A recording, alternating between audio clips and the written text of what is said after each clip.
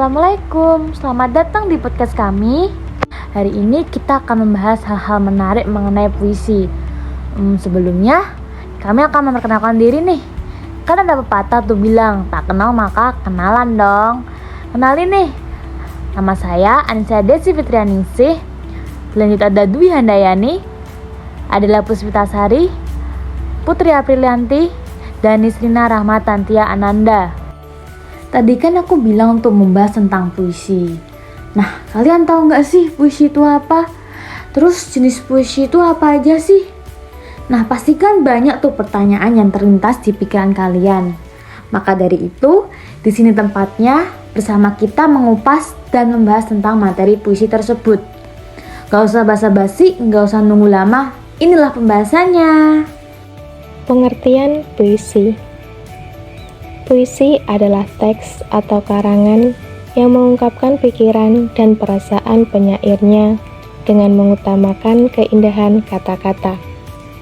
Puisi juga dapat dikatakan sebagai ungkapan emosi, imajinasi, ide, pemikiran, irama, nada, susunan kata, kata-kata kiasan, kesan panca indera, dan perasaan. Menurut Herman J. Waluyo, tahun 1987, puisi merupakan bentuk karya sastra yang mengungkapkan pikiran dan perasaan penyair secara imajinatif yang disusun dengan mengonsentrasikan struktur fisik dan struktur batinnya. Jenis puisi lama. Yang pertama, Mantara. Mantara merupakan jenis puisi paling lama yang dibacakan dalam acara atau ritual kebudayaan. Mantara memiliki ciri yaitu menggunakan pemilihan kata dengan bunyi yang diusahakan berulang, menggunakan kata-kata yang tidak umum dalam kehidupan sehari-hari dan menimbulkan efek bunyi yang bersifat magis. Yang kedua, Pantun. Pantun memiliki ciri bersaja ABAB dengan tiap baris terdiri atas 4 baris, 2 baris sampiran dan 2 baris isi. Yang ketiga, Talibun. Talibun terdiri atas sampiran dan isi yang lebih dari 4 serta selalu genap seperti 6, 8, 10, dan 12. Yang keempat, Syair. Syair merupakan puisi yang berlari 4 bait dan bersaja A yang mengisahkan suatu hal. Yang kelima, Gurindam. Gurindam terdiri atas 2 baris berirama sama A. Baris pertama merupakan sebab dan baris kedua merupakan akibat. Struktur puisi. 1. Struktur fisik. Struktur fisik puisi adalah media untuk mengungkapkan makna yang hendak disampaikan penyair. Struktur fisik meliputi hal-hal berikut, yaitu 1. Diksi adalah pilihan kata yang digunakan agar memiliki kesan indah dan dapat menyampaikan maksud penyair. Yang kedua, pencitraan adalah susunan kata yang dapat menimbulkan khayalan atau imajinasi. Hal ini membuat pembaca seolah-olah merasa, mendengar, atau melihat sesuatu yang diungkapkan penyair. Yang ketiga yaitu majas adalah bahasa yang digunakan penyair untuk mengatakan sesuatu dengan cara membandingkan dengan benda atau hal lain. Majas atau bahasa figuratif menyebabkan puisi menjadi prismatik atau memiliki banyak makna. Selanjutnya ialah rima. Rima adalah persamaan atau pengulangan bunyi, yang dimana persamaan bunyi memberikan kesan merdu, indah, dan mendorong suasana yang dikehendaki oleh penyair. Rima tersebut dapat berupa pengulangan bunyi konsonan dari kata-kata yang berurutan atau aliterasi, persamaan bunyi vokal dalam deretan kata atau asonansi, dan persamaan bunyi yang terdapat di setiap akhir baris. Selanjutnya ialah ritma, berkaitan dengan rima, bunyi, kata, frasa, dan kalimat pada puisi. Dalam ritma muncul bunyi tinggi rendah, panjang pendek, keras lemah, yang mengalir secara teratur dan berulang sehingga membentuk keindahan. Yang terakhir yaitu tipografi. Tipografi puisi berbentuk bait-bait yang bermula dari tepi kiri dan berakhir ke tepi kanan baris. Struktur yang kedua adalah struktur batin. Ada 4 unsur batin puisi, yaitu tema, perasaan, nada atau sikap, dan amanat. Unsur yang pertama adalah tema. Sebuah puisi tentunya memiliki tema yang melingkupi keseluruhan puisi. Menurut Herman J. Waluyo, tema merupakan pokok atau subjek yang dikemukakan oleh penyair. Ungkapan tersebut menjelaskan bahwa tema merupakan sebuah atmosfer dari sebuah puisi. Oleh sebab itu, untuk menafsirkan tema dalam sebuah puisi, haruslah ditafsirkan secara utuh. Unsur yang kedua adalah perasaan. Perasaan penyair dalam menciptakan puisi ikut diekspresikan dan dihayati pembaca. Hal ini karena tema yang sama dapat dituturkan penyair secara berbeda dan hasil puisi yang diciptakan pun berbeda. Unsur yang ketiga adalah nada dan suasana. Nada dalam puisi disesuaikan dengan isi yang hendak disampaikan, baik itu berupa nasihat, kritik, sindiran, ungkapan perasaan, atau hanya berupa cerita. Seringkali puisi bernada santai, seperti dalam puisi-puisi beling. Kemudian, suasana adalah keadaan jiwa pembaca setelah membaca puisi tersebut, atau psikologis yang ditimbulkan terhadap pembacanya. Nada dan suasana saling berhubungan karena nada puisi menimbulkan suasana terhadap pembacanya. Misalnya, nada duka dapat menimbulkan suasana iba bagi pembaca. Unsur yang terakhir adalah amanat atau pesan. Kita dapat menelaah amanat dalam suatu puisi jika telah memahami tema, rasa, dan nada pada puisi tersebut. Amanat atau pesan merupakan kesan yang ditangkap pembaca atau pendengar puisi.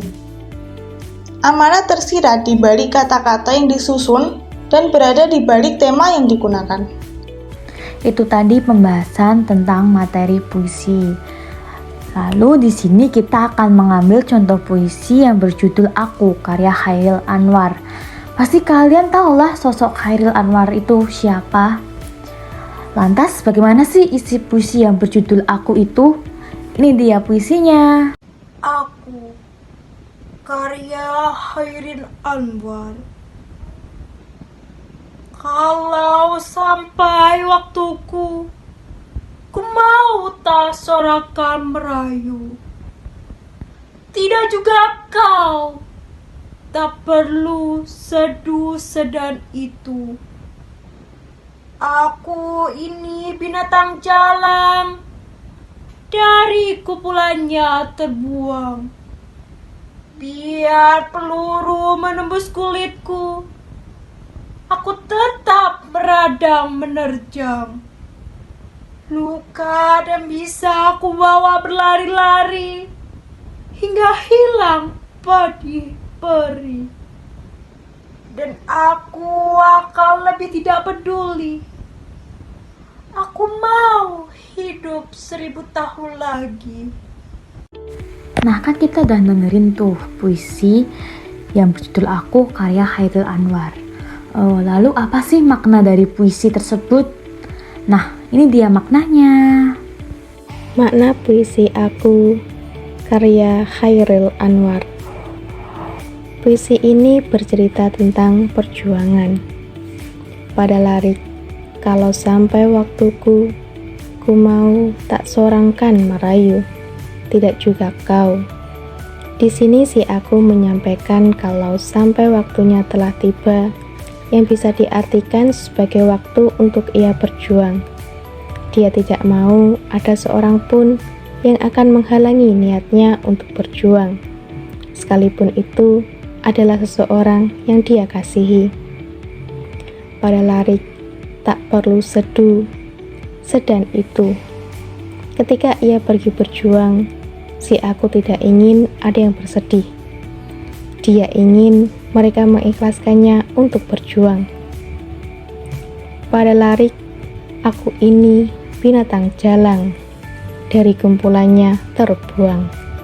Larik puisi ini mengibaratkan bahwa dirinya sebagai binatang jalang. Binatang jalang di sini adalah sosok yang keras, yang tidak mudah untuk dikekang. Dan pada lirik, dari kumpulannya terbuang, adalah pemikiran si Aku yang menganggap dirinya bagaikan seseorang yang tidak dianggap atau telah terbuang. Biar peluru menembus kulitku, aku tetap meradang menerjang. Artinya, ini adalah bentuk semangat perjuangan yang ia miliki. Di sini, meskipun ketika dalam perjuangan terluka, peluru menembus kulit, namun dia tidak akan berhenti berjuang. Semangatnya akan tetap membara. Kemudian, luka dan bisa kubawa berlari hingga hilang perih-perih. Yang berarti bahwa ketika dia terluka, hal itu tidak dihiraukannya, tidak dirasakannya. Dengan semangat perjuangan yang membara, rasa sakit, pedih, dan perih itu pun seolah lenyap. Dan aku akan lebih tidak peduli, aku mau hidup 1000 tahun lagi. Pada akhir lari puisi ini dapat diartikan bahwa si penyair tidak peduli dengan pandangan orang tentang dirinya. Akan tetapi, berkat perjuangannya, kelak ia akan tetap dikenang hingga 1000 tahun lamanya.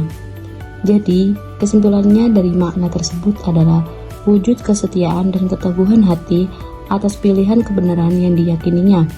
Hal ini tercermin melalui 2 kalimat di awal puisi tersebut, yaitu, kalau sampai waktuku, ku mau tak seorang kan merayu. Keberanian dalam berjuang meskipun banyak resiko yang akan dihadapi, termasuk resiko untuk kehilangan nyawa atau terluka karena senjata musuh.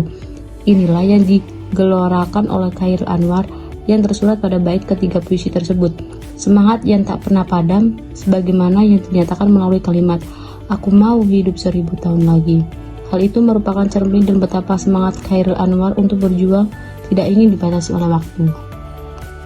Oke, itu tadi sedikit materi puisi, contoh puisi, dan makna puisi yang berjudul Aku, karya Chairil Anwar dari kami di podcast kali ini.